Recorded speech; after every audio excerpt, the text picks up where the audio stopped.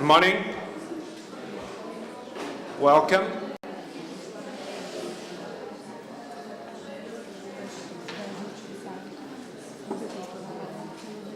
Good morning. We'll start our conference on how can we fix the trust in the media for the future. That will be delivered by Fergus Bell. Fergus is a journalist and news and media consultant. Although he's a young person, he has a very big CV, so I won't reproduce it, but anyone can access it. For example, through LinkedIn. I will just highlight 2 or 3 things that I think are interesting in his CV for the subject of our Congress.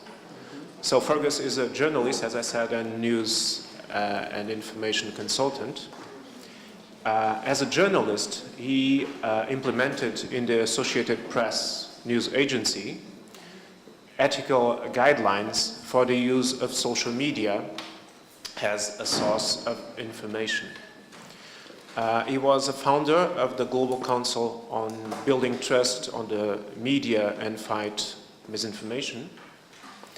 And he founded and co-founded also several companies. For example, Big Deeper Media, I think is the name, and also other organizations.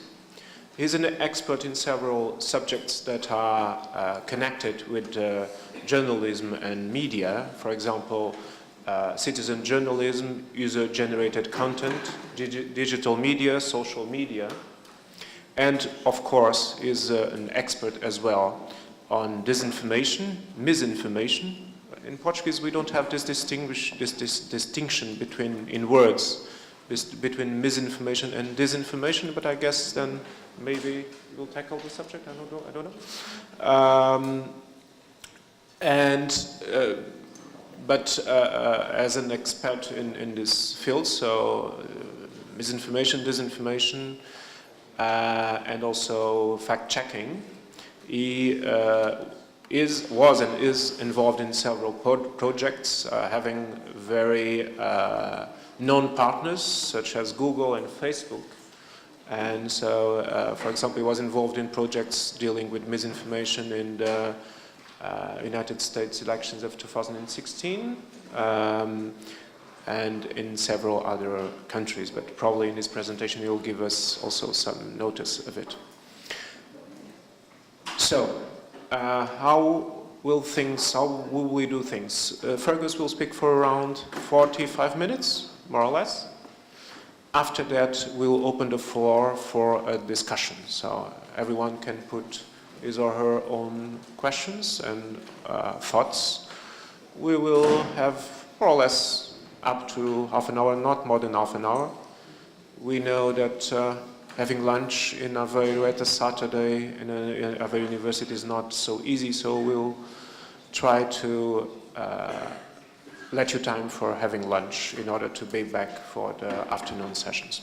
So, Fergus, without further ado, welcome. Thank you very much for coming to Portugal. And thank you very much also for adjusting for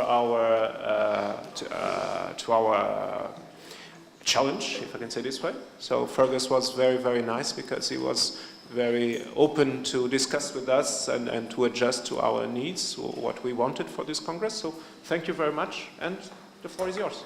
Pleasure. Hopefully everyone has headphones. Hi everyone, I'm going to stand up. I hope that's okay.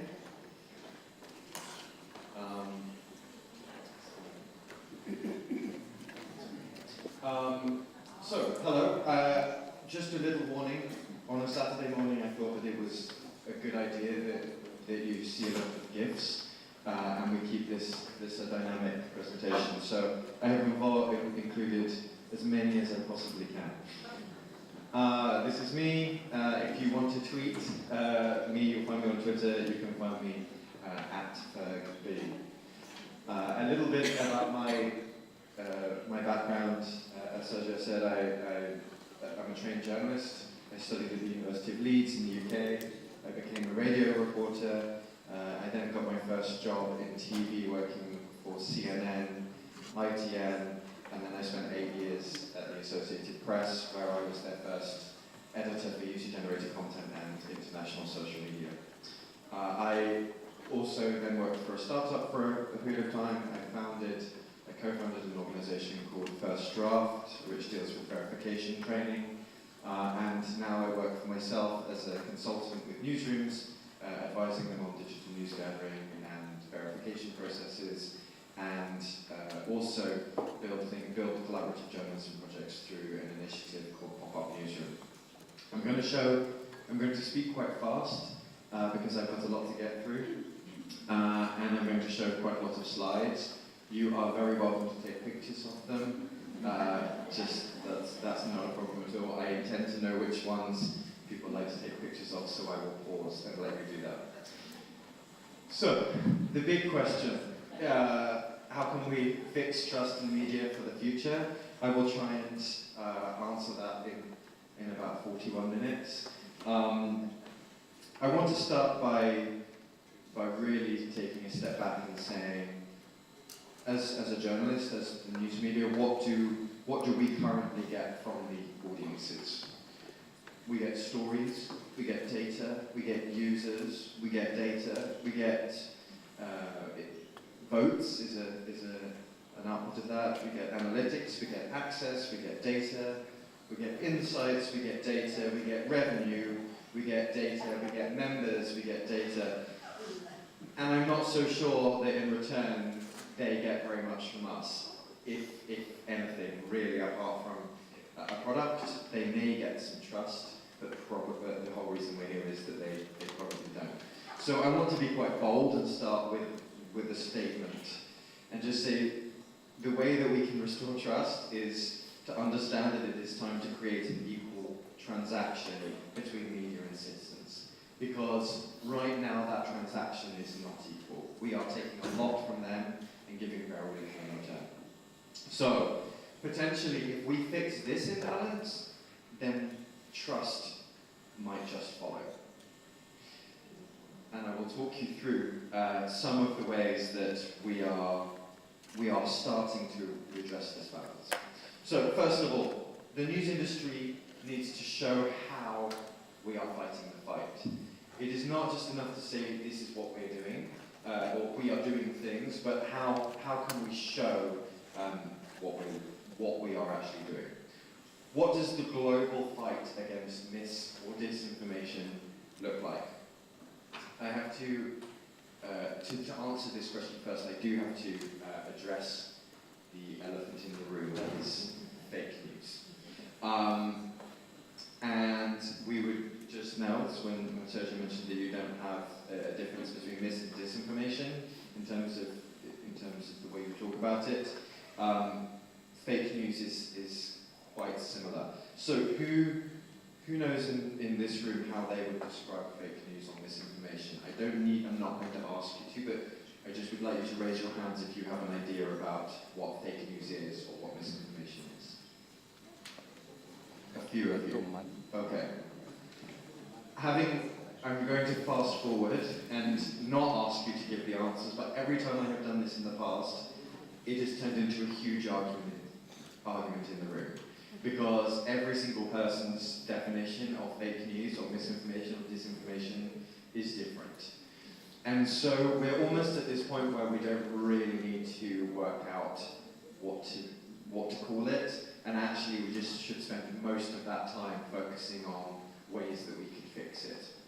Because it's almost like asking people to define what happiness is.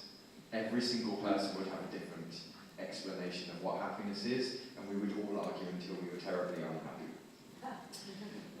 One of the best examples of a description of fake news is on the screen. It's going to be a little hard to read, but we have things like propaganda, satire and hoax, errors, pseudoscience, conspiracy theories, partisan information, bogus or fake stories. All of these are fitting under the fake news space, fake news umbrella, but they all have different motivations behind them, they all have different impacts. Some of them have monetary motivations, some of them have political or power motivations. We can't talk about fake news in one sense, or we can't talk about misinformation and mean the same thing. So we will, for the purposes of this talk, I will talk about misinformation, disinformation, fake news interchangeably, but it's a lot more complex than that. But what we're not going to do is spend a long time coming up with one clear sentence on what it means. Also, we shouldn't forget that there is one definition of fake news that we do know. Because the phrase fake news was invented by this guy, Donald Trump, and he basically uses the term fake news when he disagrees with something and doesn't like it. And so we shouldn't get drawn into that too much. I'm going to take you back a few years to this young man. Yes, I know. Who used to sit in the corner of the AP newsroom. He was the only person doing verification work. He was going to social media conferences for marketers to try and understand how we could find, instead of finding unhappy customers, how we could find unhappy people in political processes or in protests. The news industry has moved on now, and so we're no longer in this time where it was that guy sitting in the corner of the room doing this stuff by himself. We know about tools for verification and fact checking. We finally reached this period in the news industry where the effort for verification is organisation-wide. It's not a specialist subject. There are specialists, but it is a niche subject that has had to become mainstream. We're also beyond this point. So on the screen is a woman who tweeted a photo from a shooting that was happening in Dallas. She says, "I am so scared." It is fairly obvious what her state of mind is at that point. What we have moved beyond, hopefully, well we haven't, but we're going to try, is this. These are the requests on Twitter for access to her and her photos and videos from journalists. And this is just a snapshot of them. This is not the kind of action that inspires trust and a higher way, a higher quality way of working and holding ourselves to higher standards that would enable trust. We also don't need to start from scratch when it comes to fake news, false news, misinformation. All of these things have been there before, and we're just using these new phrases in order to deal with them. What I'm showing you on the screen is a verification workflow. I will pause. I know this is what people like to take photos of. That I started on working on when I was at the AP and have taken it forward to work with people. It is very generic. It is not designed to be specific to an organisation. But I want to show you this because this is how I teach journalists how to verify information. What we can do there, so very briefly, we talk about verifying the source, and we do things that, like check their social history, talk to them, ask them questions, and then we verify the content. So we verify, did this event happen? What can we learn from the video or photo that we're seeing? This is almost 10 years old now.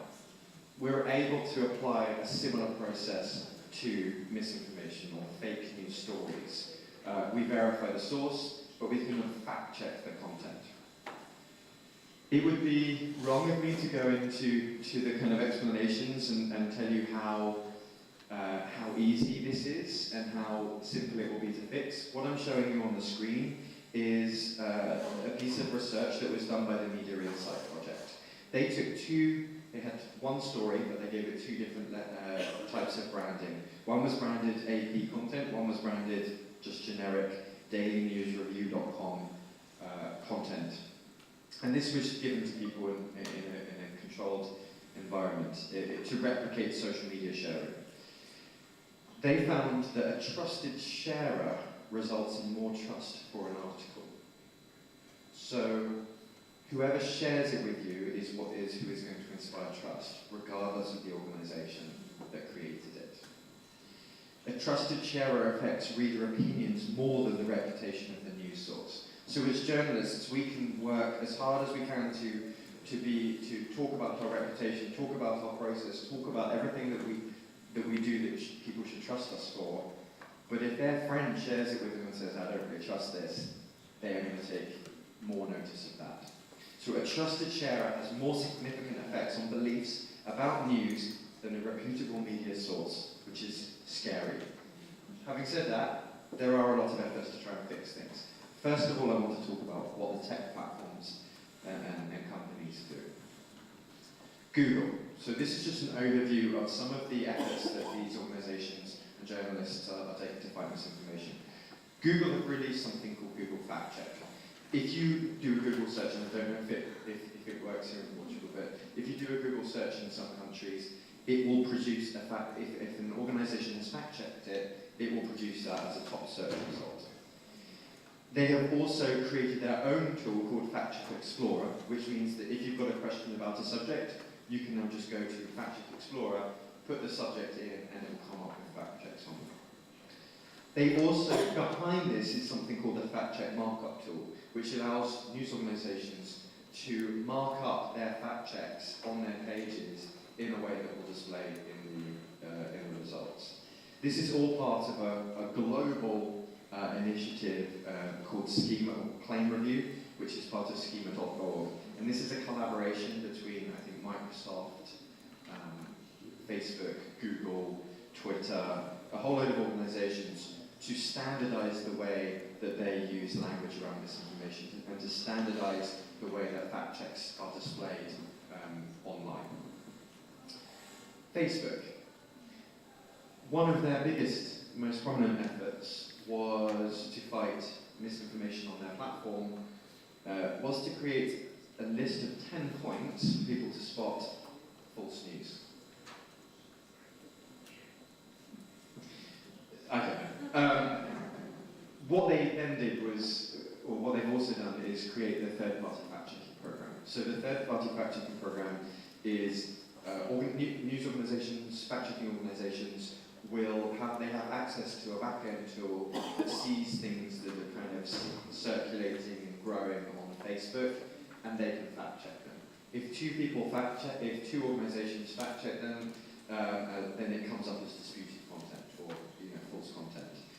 One of the problems they had in the early days of this is that disputed content flag drew a lot of traffic to those stories. So it had the opposite effect. Now all of that is managed by a third party. The Pointer International Fact-Checking Network, the International Fact-Checking Network are signatories to a specific code of principles, 5 codes of principles, and they are vetted by trained people to work out if they are able to be part of that program.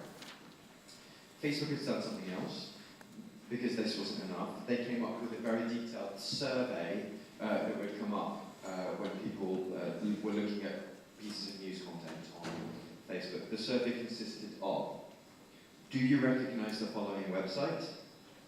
How much do you trust it?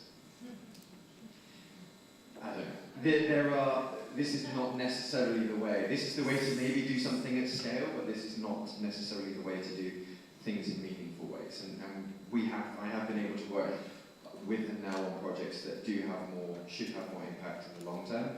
But this is the kind of state of how to do things at scale. We're also starting to see news industry collaborations. So in Norway, the 4 main news organizations, there are 2 newspapers, 2 TV stations, 2 TV operations, all of whom are rivals, have collaborated around fact-checking. They say that a fact is a fact is a fact. And we will collaborate. They have an independent board, they don't sit in the same office, they have their own office, and they all work together. This is a very good example of collaboration. It could only really happen like that in Norway, but we are starting to see collaborations elsewhere. So the other week I was involved in a collaboration in Indonesia called Check Factor, with many media organizations fact-checking their most recent elections. I am going to talk to you more about collaborations because that's kind of my passion, but we'll come to that in a moment. I also want to talk about some of the efforts around news literacy. So I can't remember how much money it was now, maybe $20 million was given by Facebook and some other funders to the CUNY School of Journalism in the US, in New York. That was designed to, it was the News Integrity Initiative. And that's designed to give money to support things that are tackling misinformation and disinformation. I've given a list of organisations on the screen that are involved. There is not one single news organisation. And I don't think that we can really find a solution if we just approach it from an academic side, or if we just approach it from an editorial side. We have to think about ways that we can combine the two and have them feed each other. One of the most successful projects around potentially restoring trust, although we haven't seen the results necessarily, is something called the Trust Project. You will probably be aware of the Trust Project if you read any US media. It is starting to seep out into more international media. Essentially, this is what it looks like at the Washington Post. At the bottom of every story, it gives you a little bio as to for the person that wrote that story and why they are the expert in that subject area. This is a really simple way, a low-tech way of talking about why that person is qualified to give that response, especially at a time where people will talk about anything and talk about alternative facts when they have absolutely no expertise in that area. But the news industry and the tech platforms are in a little bit of a loop at the moment. Most of the solutions that we are coming up with, that the news industry is coming up with, are built on the premise of guilt. It's all our fault. We should have done more in the past. We should have anticipated a huge disinformation campaign by the Russians. We should have done this. We were too slow. It's our fault. And blame. Facebook should fix this. Google should fix this. It's not our fault. People are less interested in news. People are not willing to pay. It's not our fault. Someone else has to pay to fix this. If a big platform puts in billions of dollars, it will all be fine. It's not going to be fine. This is not going to fix anything. When have you ever seen an example of someone saying, if you have to do this, and you have to do it in this way, and you have to spend this amount of money, because that will fix everything and that's what we want. Dictating what others should do isn't going to work either. So, what we do need to do is find that piece of the pie for collaboration and for working together that isn't competitive or unrealistic. We don't have to work together on it. But misinformation and trust is not a competitive issue. We are all elevated by working on it together. So I want to talk a little bit more positively about how some of us, and some, not just me, but others, are fighting misinformation and trying to regain trust. I'm not saying we're successful, by doing things. And there are two principles here. We teach people how to do this by showing them. We teach people about news literacy by showing them what we are doing. And the people that are the journalists, the student journalists who are involved in these things learn by doing it. We cannot teach them in a way that is just academic about this if we need them to be practitioners. This also allows us to use a Trojan horse for media literacy, and I will explain what I mean by that later on. But essentially, we can package things up in an engaging way that is consistent with output from news organisations, and we can embed media literacy into that. So we can fight misinformation through collaboration, and we have to fight misinformation where citizens are exposed to misinformation. It's also incredibly important, and this is one of the things that, this is the reason why throwing a lot of money at a big technology solution doesn't work, is that there is no one-size-fits-all solution. In every country, in every culture, in every subculture, in every city, there are different issues, there are different ways that information spreads, there are different apps that people are using because they're different ages, because of this in political situations or in entertainment situations. We have to design solutions that meet the needs of the people who we are thinking about right now. That is difficult, it is expensive, it is big, it can be done at scale if we have people who are motivated to do this and we can give them the tools to do that. It is not a case of just fixing it by building one thing. So I want to talk about a couple of examples. I was involved in something called verificação in 2018. Verificação, it was in Mexico. It was designed to monitor potential misinformation that was spreading on WhatsApp and social media. That includes, and I'm going to include misinformation there about fact-checking, about facts put out there by candidates that needed checking, misinformation or disinformation around how to vote, misinformation about incidents that were happening right then and there on election day. And this was a collaboration. So my initiative that I co-founded with an organization who are a non-profit technology company in San Francisco is called Pop-Up Newsroom. We work with AJ Plus Español, and we work with who are huge in Al Jazeera's kind of youth spin-off, and Animal Politico, who are one of the main fact-checking organizations in Mexico. So how do we create this? Well, we don't tell people what we're going to do. We create environments where we can design these projects together. So in March the 12th of last year, we created a framing event where we brought 100 journalists into the room and we designed the effort to fight misinformation together.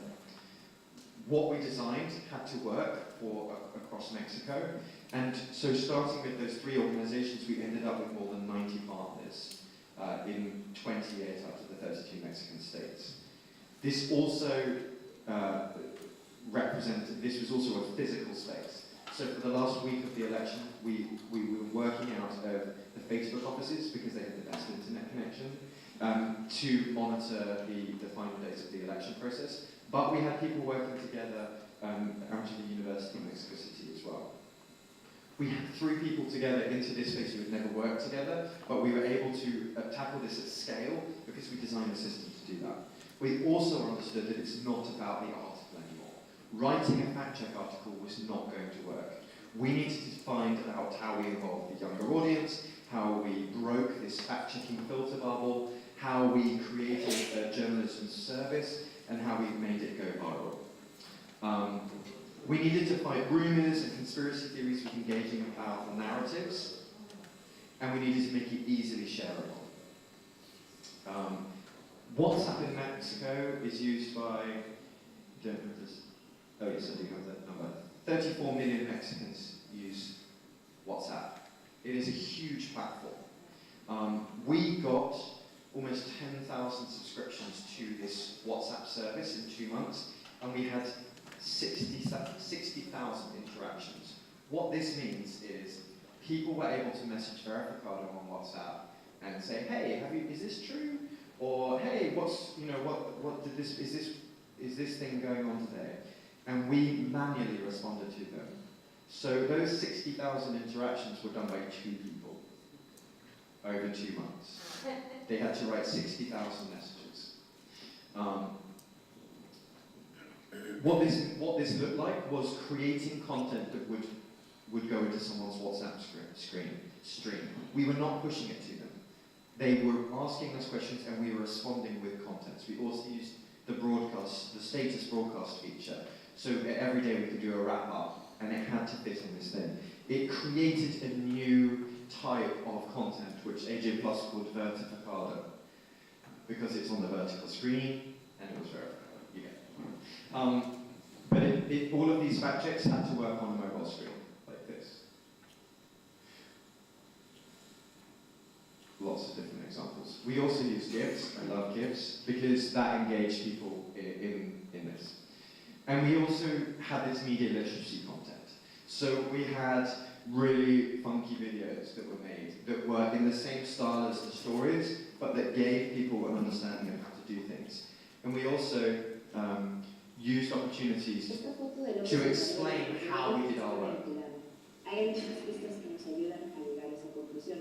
El brazo izquierdo de AMLO tiene una especie de aura o línea difuminada, algo muy común en las imágenes reportadas. So that is how we snuck the media literacy stuff in. We told them how we were verifying at the same time as telling them the story about it.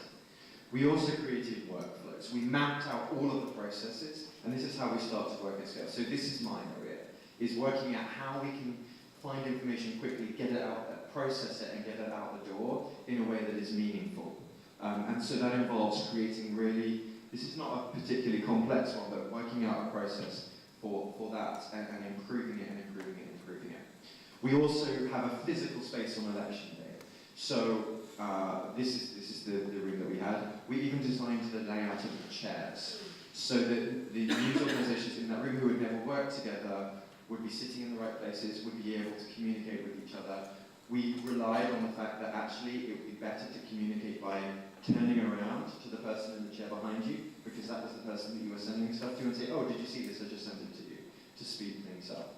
And have regular huddles. So we're not trying to solve this just by creating technology. Although technology is important, we use fact-checking technology called Check, and this allows us to add a photo or a video or a claim from the internet or from social media and work on it collaboratively.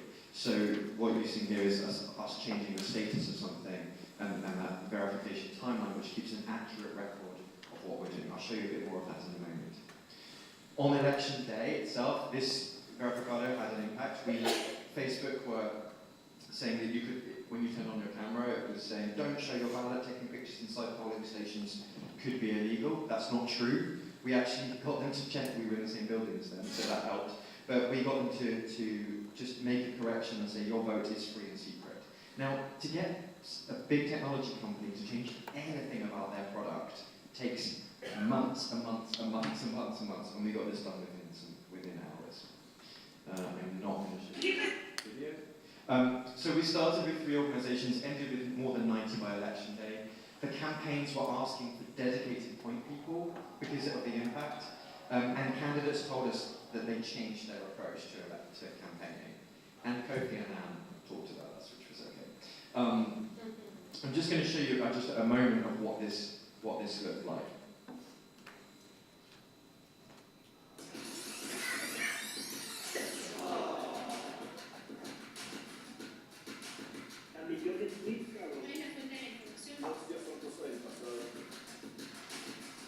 Les voy a enseñar la redacción de verificado 2018.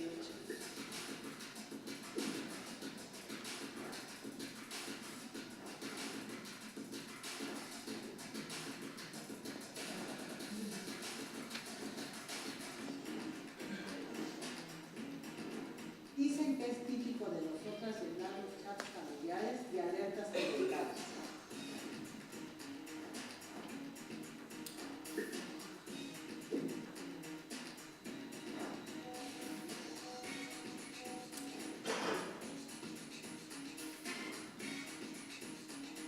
No todos los enlaces de ambos pueden encontrar las comisuras de los labios están más agregadas. La próxima vez que veas un video de un candidato,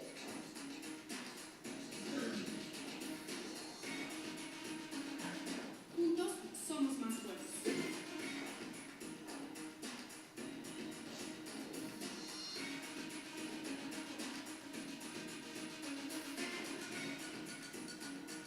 Independent initiatives such as the media-led Inventado 18 are equally important.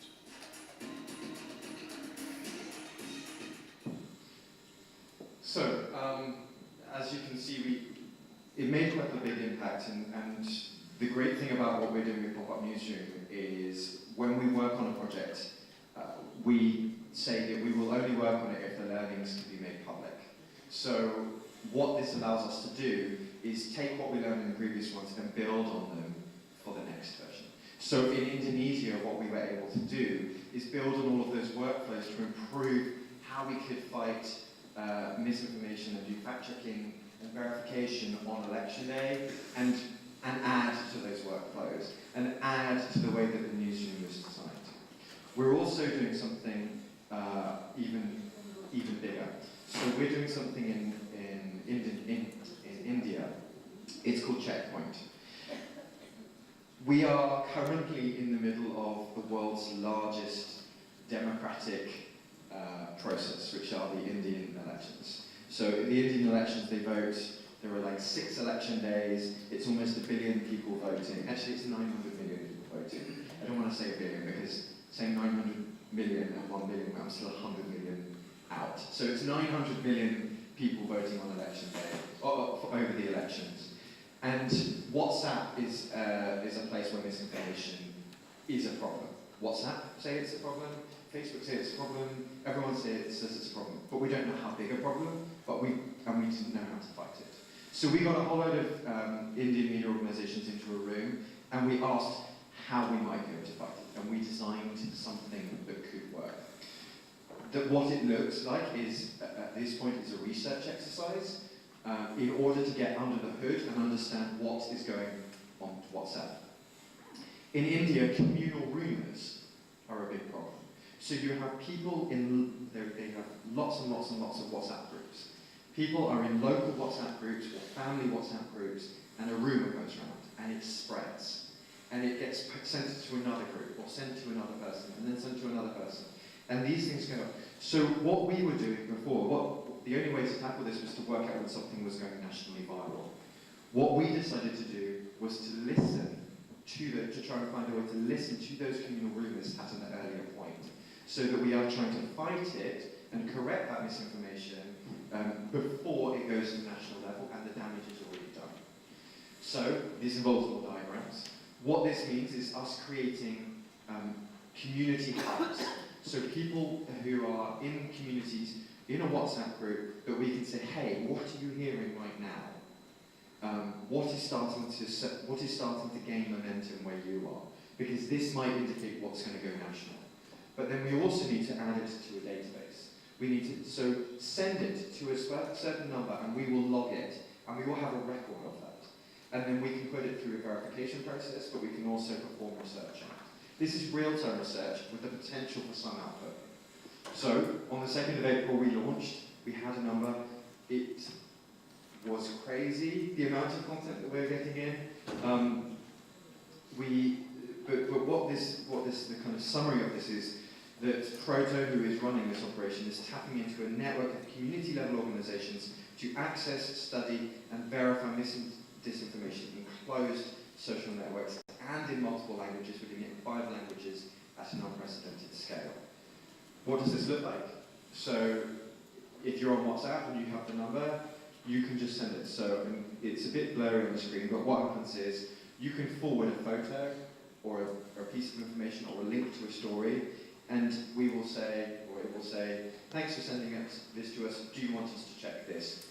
They will say yes, and then if we have done that one, if it is in the database, we are able to say, okay, it's in the database, it's been checked, it's false, or it's true.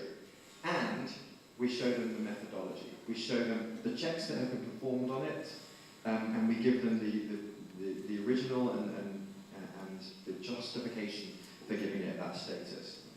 We're getting a lot of this content in, a crazy amount, and so there'll be a lot of research. But again, this is where the media literacy Trojan horse comes in, because the verification process that we're running through is transparent. If we have performed that check, it gets delivered to that person in the verification report. They can see it, and reverse image search has been done. They can see, and it's translated into English and Hindi as well. They can see whether the source is original, whether it's a parody account. So we're not just saying this is false or true, we are giving them the data, we're giving them the headline, and we're giving them the data to be able to analyze themselves. So, I want to talk about the future, and then we will go to some questions. Okay. We have a problem in the news industry with the value of our content. So, in 2 ways. One is that it's really cheap and effective to make fake content at the moment. So this is a story from 2016 when during the election campaign where we had these Macedonian fake news factories, whatever. And essentially, this guy who lives in Macedonia could make $60,000 in 6 months, where the annual wage is $4,800. These are the people that were making the stories trashing Hillary and trashing Trump. So they were just writing the stories, and they were getting all the clicks and seeing what would work best.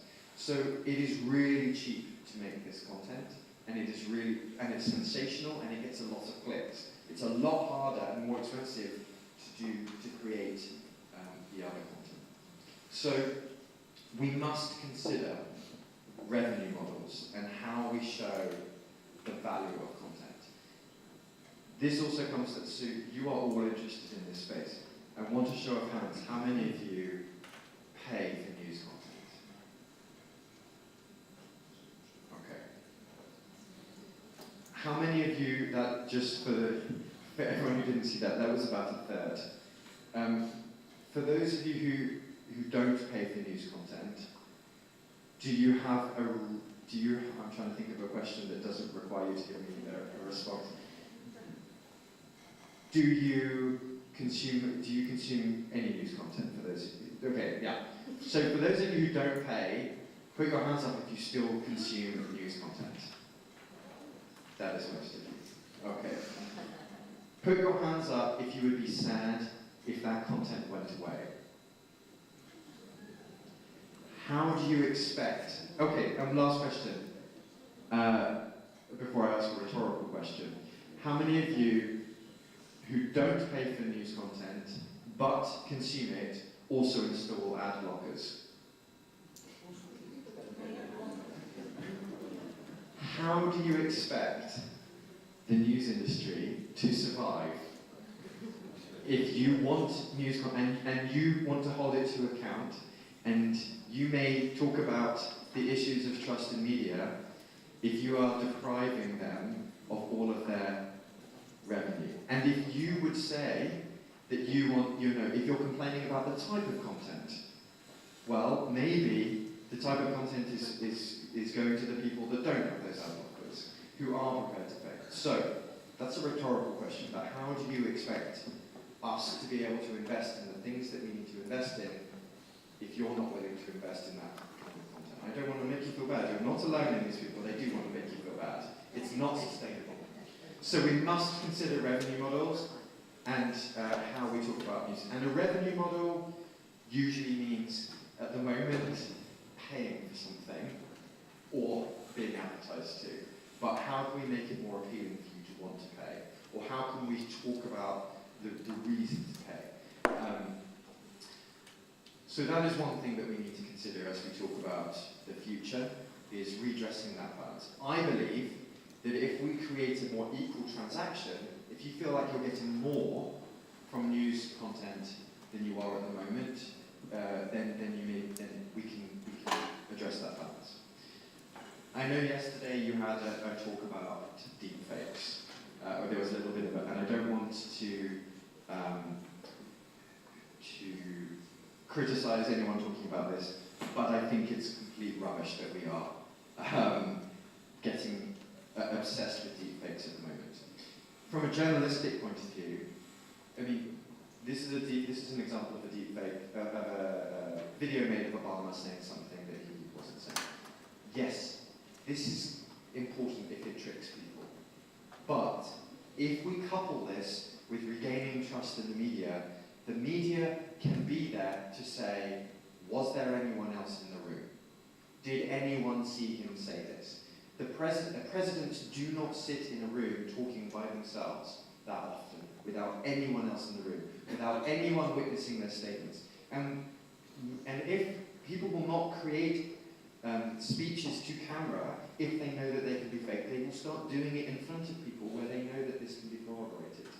So we always have to ask ourselves, was there someone else in the room? It's a really, really simple way of getting around deepfakes at the level that they're at now. I'm not saying that they are not good. I'm not saying that the technology is amazing. It isn't amazing. I'm saying that we don't need to worry about it. There are far greater things that we need to worry about right now before we worry about this level of manipulation. So, how can we regain trust? By innovating. By coming up with new revenue models, by coming up with new types of content, new formats, new ways of bringing that Trojan horse of media literacy into output, by working more in real time. We've got to stop the blame game. we are not going to get anywhere by saying this person needs to fix this person needs to fix this. If you've got an idea to fix it, that is a good idea to fix it.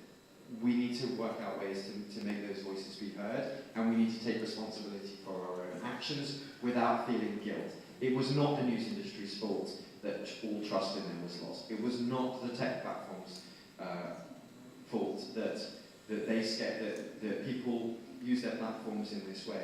Yes, we should have seen it coming, but no one person is to blame.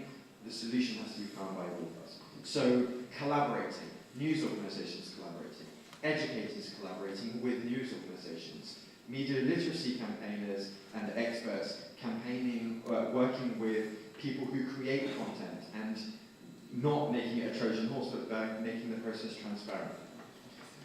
We also have to always come back to this thought about creating an equal transaction.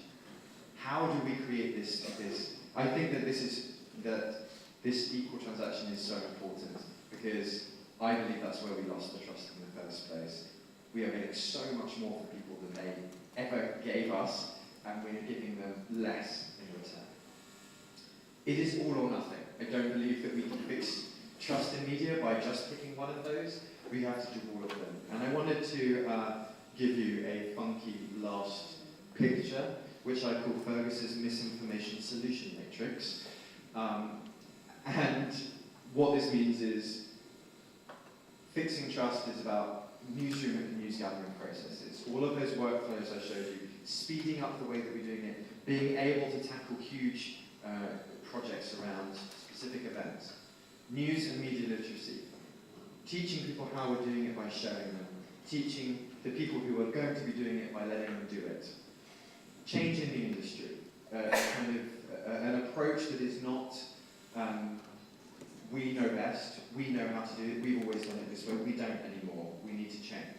And then changing algorithms. We haven't talked about algorithms, but working outside of the algorithm. The way that we're working with WhatsApp in India is on demand.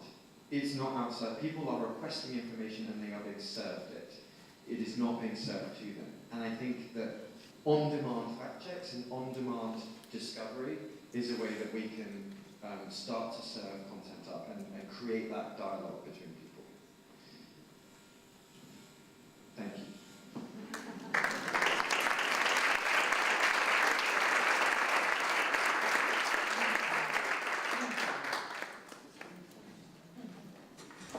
So, thank you very much. Wonderful use of the time. I guess you were sharp on the 45 minutes, so wonderful. Thank you very much. So now we will open the floor for questions and for opinions. I will ask you to be brief. But, we'll open the floor. Who wants the mic? Will someone help with the...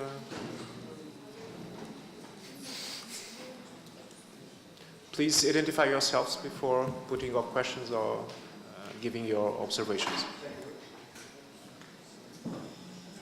Thank you very much. Thank you for your excellent. I would like to ask you your opinion, since you are very much into it, about an idea which is being debated here and there, especially in academia, which is to, in our efforts to increase media literacy, to assume, to enlarge the scope of news as a public good. News have been recognized as a public good, of course, for a long time in our societies. Would it be, in your opinion, not necessarily viable, of course, on a large scale, but would it be advisable that the government finances a subscription of 1 or 2 professional news media for example, secondary students? This idea has been, I've heard, debated, of course, in all sorts of formats, but this would be the media literacy format, let's say, in order to, of course, to educate our secondary students more on how to deal with professional media, what is the importance of professional media, needs revenue, that of course they should understand that there must be a revenue model behind them and so on. Do you think this would be advisable? Thank you. It's an interesting question. I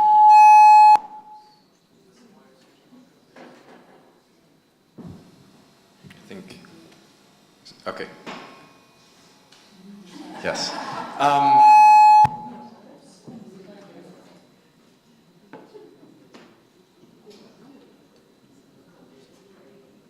Okay, that's a very interesting question. I think my concerns about that from the news side would be it would stop the news organisations innovating to reach those audiences beyond that period. It would potentially, it would expose, it would give students access, but would they engage with it? If it was put in front of them, would they read it? Would they engage with it? I think if it was coupled with an understanding that those are new audiences and that they need to be catered for in the context of their lives. So they are on WhatsApp, they are on Instagram, they are consuming their news and information from other sources anyway. I think as long as it... By themselves. As long as it takes that into consideration, I think it's a good idea. If it was just giving logins or access to existing content, I think the industry would become complacent about that audience and they would be behind again. It would kick the can down the road. I think it would have to be a double approach, would be my thoughts. But I do think giving access to news and information to anyone is a good idea, as long as it's going to be sustainable.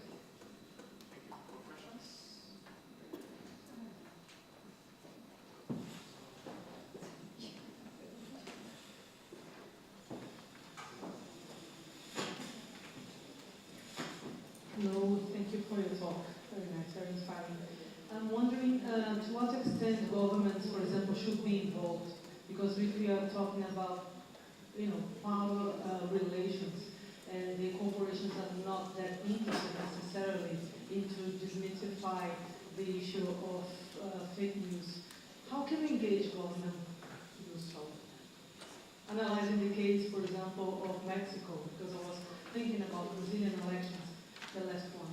If we had such a mechanism, the results probably would have been different. Can you just tell us your name, please? Cassia. My name is Cassia.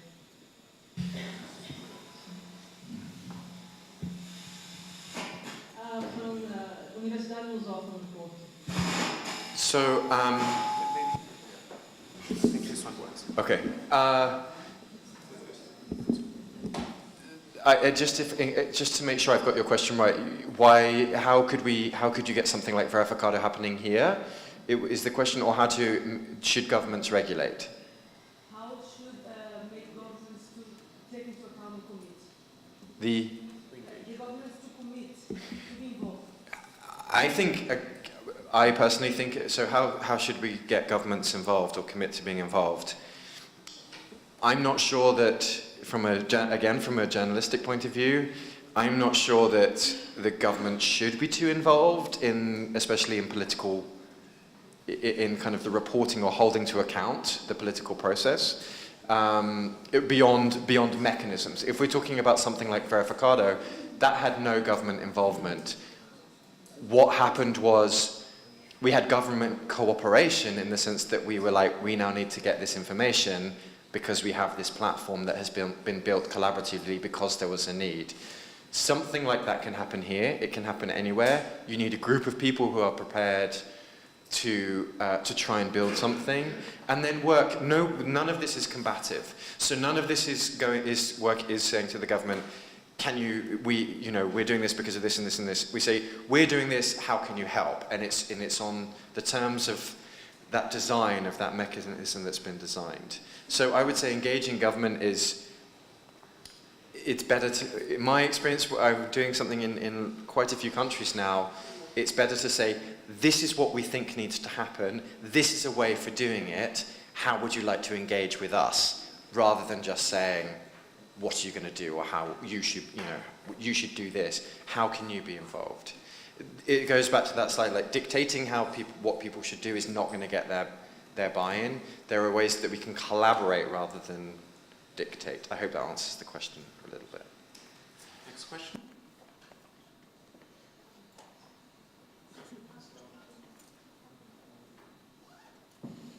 Well, disconnect. My name is Sandra. I come from an NGO called For Change. We work in media literacy and new literacy and tech. It relates to this question. So, I was wondering. No. I think there's no problem. I'll repeat your question now. Yeah, so I can try and speak really loud so that you can listen. So it related to this, and I was wondering, why didn't the European Commission hire you for the European elections? Why didn't the European Commission hire me for the European elections? Okay. To mount such a verificação kind of To create something like verificado. It's my understanding that the European Commission would have definitely liked to see something like that, but they can't be behind it. Why? Because they are too close to the process of the elections. It cannot be, it has to be much more independent than that, because how can you report, so especially, you're going to make me say the word Brexit, but how, if the European Commission had funded something about Brexit, like to stop misinformation around Brexit, that would have been the worst thing that could have happened. It's too close to the process. Producing independent pots of funding with independent and allow groups to self-organize or allow a mechanism for these things to happen across Europe, but also Europe is a big place. And misinformation in France, or disinformation in France, is going to be very different to Poland. Coming up with a Europe-wide initiative, you're going to have to pick and choose, and you're not going to be able to tailor it to... Europeans don't vote about, there are European issues, but people are voting on issues for their own countries and in their own cultural situations. So, two reasons why it's not a good idea for the European Commission to hire me is three. I wouldn't do it because I don't think it's the right thing to do. I think they're too close to it so that they would be the wrong people to hire. There needs to be independence. And three, fighting misinformation is a global problem, does require a global solution, but it has to be worked out at a local level as well, not that one-size-fits-all thing. So I would love to talk with the European Commission about how to do this in a way that's manageable. There are definitely ways that we could collaborate, but for them to hire someone to do this, I think would just unfortunately be the wrong thing, even though that money would be put to such good use. You have a follow-up. Can I allow one follow-up? I'll repeat it back. Yeah, but that was just the first part. It was like a provocation, of course. That was the provocation, okay. Including what you said about Brexit, of course, but that's different. But the issue is, we're talking about, and I'm thinking about, for example, getting Morozo, that I was listening to some stuff that he was saying about, that, for example, that the big data, all these things that the media get, that big data should be regarded as a world heritage, as a public heritage. Big data should be regarded as world heritage. Yeah. And not as private. And not as private. That's the big issue, that it's in the hands of private, let's say. And that's the big issue, that it's in the hands of private companies, individuals. Yeah. And somehow the public domain, and I'm looking at the Commission line, not like a political governance kind of government. I'm looking at, let's say, European public good governance. So the European Commission, not as a political organization, but as an organization for good and social change. Yeah, for the public. For the public. Again, Brexit, you would have a tough sell making the fact that the European Commission are not political. Again, I think the previous person who asked a question is about, almost touched on regulation as well. You're kind of talking about regulation here and saying we should regulate that this data is available. We should, I mean, at the moment I would say, yes, there is quite a lot of data out there that is available, and it's not being presented to people in a useful way and in a way that can make a difference. I think getting more data isn't going to solve that fundamental problem. I would suggest, again, like, the most important thing is to work out how we can translate that data and support media in a way that they can get that out in front of people in a meaningful and engaging way before we add to that. In India, we have so much data now. We were working directly with WhatsApp as well to create some of the technology that would allow us to get this data in. We have got more data than we are going to be able to process in any reasonable time. But the data that we've got, we are trying to make useful. I think we have to we're running before we can walk in terms of creating that data. So the issue about whether it should be what the role of the European Commission is and how they should mandate data. But let's think again about that equal transaction. Rather than regulating for people to share their data, and why can't we perhaps we should think about a way to make it more of an equal transaction. What do we give in return for that data? Perhaps really good analysis and interpretation of the data is one. Well, I'll use the power of being the moderator now to put a question to you. Ok, então vamos a isso. Posso falar em português? À tradução, não é? Sim, mais à vontade. Obrigada. Como? Ok. O meu nome é Joana Filhão, eu sou jornalista. You speak loudly. Ok. Sou investigadora, vou começar o doutoramento na Universidade do Minho e sou também jornalista. E a minha intervenção vai um pouco no sentido da intervenção do Dr. Luís Barreira de Sousa. Porque eu criei um site de informação para jovens e então gostei muito de tudo o que eu vi aqui. Mas quando penso que estamos a falar em combater as fake news e a desinformação, questiono-me sempre como é que podemos combater a desinformação se em Portugal não há notícias para jovens diariamente. Se calhar a pergunta que eu gostava de colocar é a importância destes espaços nos países onde tem passado. Porque lá fora, de facto, estes serviços existem para jovens. Portanto, como é que nós... Aqui realmente o termo é fixo, não é? Aqui estamos a tentar... Ou seja, aqui parece-me que são sempre abordagens para tentar corrigir. E uma vez que aqui também estamos a abordar a questão da educação, que há muitos professores na sala, que está a comissária para o Plano Nacional de Leitura, eu acho que em Portugal continua a haver um problema muito grave de falta de informação noticiosa para jovens. E como é que nós podemos pensar em combater a desinformação se não os incentivamos à leitura de notícias? Ou seja, eu acho, e já lhe disse, portanto volto a dizer, acho que há uma aposta muito grande na leitura da ficção, que é muito importante. Continuo a achar que tanto da parte dos médias como da parte das entidades relacionadas com a promoção da leitura, a promoção da leitura noticiosa fica muito aquém. E, portanto, não podemos depois querer corrigir um problema que não foi sequer incentivado. Ou seja, como é que as pessoas vão pagar para ter notícias se elas nunca foram estimuladas a ler? E daquilo que eu estudei, do que há nos outros países, e se calhar era sobre isso que eu pedia para falar, lá fora há jornais diários para crianças e para jovens, e gostava que nos falasse se vê isso como algo importante, se calhar até para se sensibilizar, que se levem mais notícias para as salas de aula, que haja um incentivo a criar, não sei se através do governo, não sei se de iniciativa privada, estes jornais para jovens.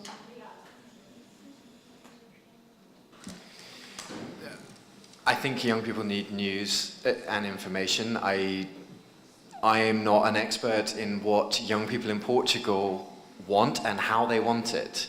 And I suspect that there is a decent amount of research to be done to say how would young people engage with news. As you saw with the verificado stuff, they wanted to tackle the issue by reaching people where they were. That required, it wasn't that expensive to do, but the hard part was working out the ways to do it. I don't think that mandating or putting money into replicating old people's news for young people is the way to do it. I think it's about thinking about new ways to serve them information in ways that they want. So let's not think about it so much as news, let's think about it as information or on demand or how they can get it, but we can't force people to consume news. I can't force people to pay for news. You know, hopefully I've embarrassed some people in this room to go and pay for some news, but how does that get funded? If we fund it at a government level, then there are a lot of ethical issues involved in that. If we fund it at, and what happens when they outgrow that? I think we have to create a more healthy ecosystem, and I think we really have to spend some time innovating on how to reach those people and give them the types of content that they want. I know you want me to give a more precise answer than that, but it would be arrogant of me to say we should just do this here in Portugal to reach young people. I don't think it works like that. I think we have to work out how they wish to be engaged, and they probably need to be asked. Penso que havia uma outra pergunta. Vamos então à próxima. Hi, thank you for your insights. My question relates to what you've said. You mentioned that the European Commission is too close to the process, and we know that the verification process independence is crucial. And we've also seen that media outlets, some of them have their own agendas. And what my question is, how did you ensure that Verificado was funded, and how that funded was done, and at the same time ensuring its independence? So, My name is Tito de Moraes, didn't I say that? From Kids on the net. okay, so the second part of your question, how did we make sure that it was funded correctly? We use this design, so I've done the same thing over and over again now because it works. So what we do is we scrabble together to get everyone in a room to design something. And we have a whole methodology for bringing different stakeholders into a room, identifying their needs, identifying their goals and what they can add to it, and then we design an initiative. And then we go and ask for the funding. So typically, quite a lot of news or journalism initiatives go to funders and say, what would you fund? We have tried to flip that on its head and say, this is what the industry needs, this is what the people in this country need in this election process, this is what we have designed, and this is what would work. How much would you be prepared to fund it? And do not let them dictate what the funding goes to. Now, we also try and involve them by getting them in the room, and that is not just as funders, but as stakeholders themselves. That has been a very successful way. We just did the same thing in Washington, where we had Google and Facebook and AJ Plus and the Knight Foundation in the US fund it. They funded the workshop where we designed it, and then we will go to them and say, this is what we've designed, now write the big check. But that is how we did it. And I forgot the first part of your question. No, the first part was exactly that. Okay. How do you fund it now? How do we fund it?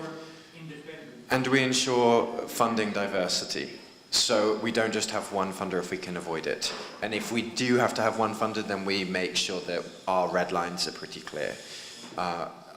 I also just want to follow up on one point about why is there nothing going on in Europe for the European elections. There are lots of initiatives going on in Europe, actually. There is one, an initiative between a lot of academic institutions around fact-checking. I think it's called Fact Check EU.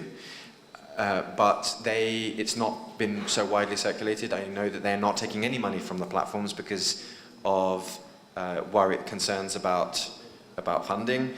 There is also the International Fact-Checking Network. All of the fact-checking organizations within the countries that they exist are collaborating around it. It's not enough. There needs to be a bigger initiative, and it needs to have been, that we should be planning for the next European elections right now. And then we can do something that is big enough. Thank you. We are already on the time I would like us to end, but I would just like to put two questions to you. One is a very provocative one. In a way, it meets some of the things that were said, that is, who checks the fact checkers?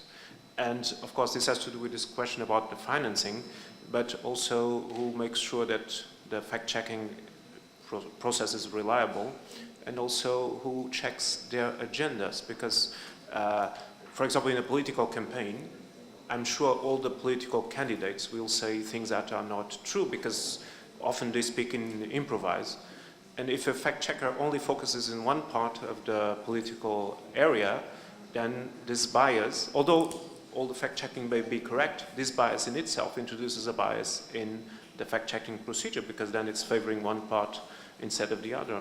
So who checks the fact-checkers? And the second question is, in the political speech, of course, a very important part is on the proposals that are done to the future, so the political programs.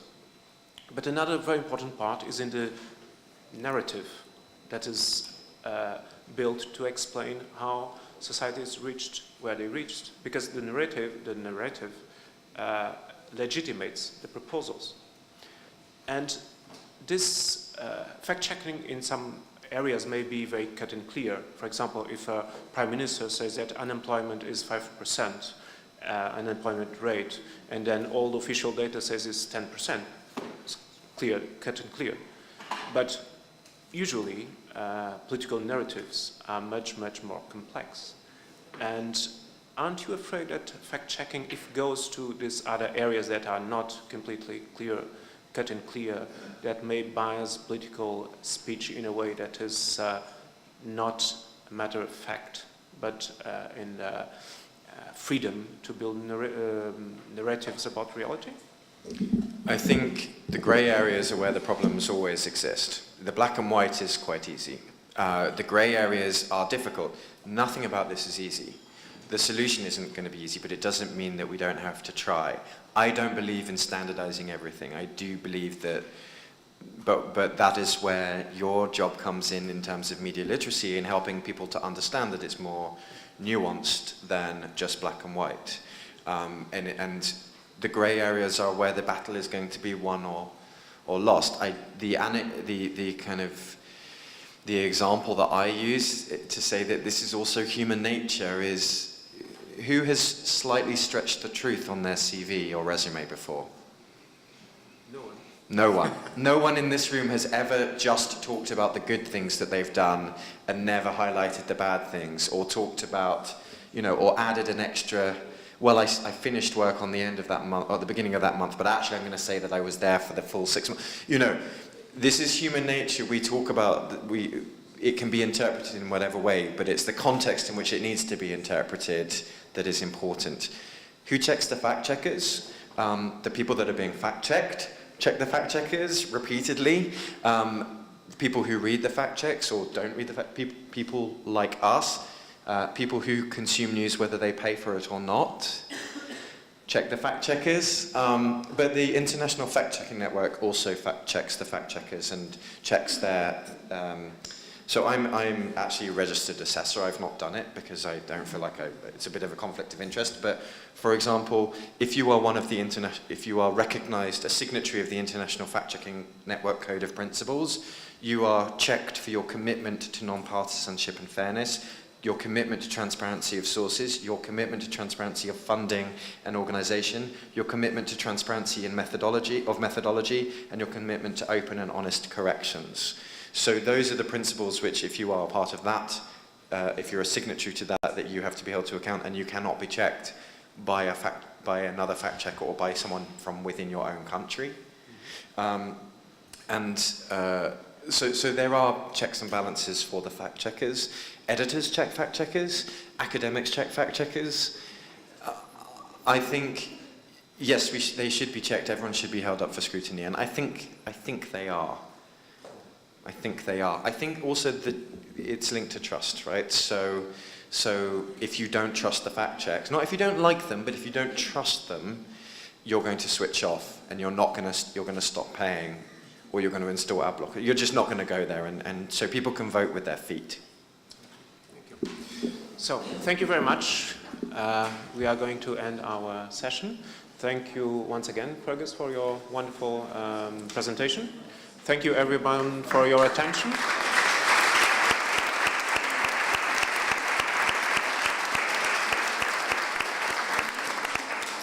And I ask everyone to be back at 2 p.m. Thank you very much.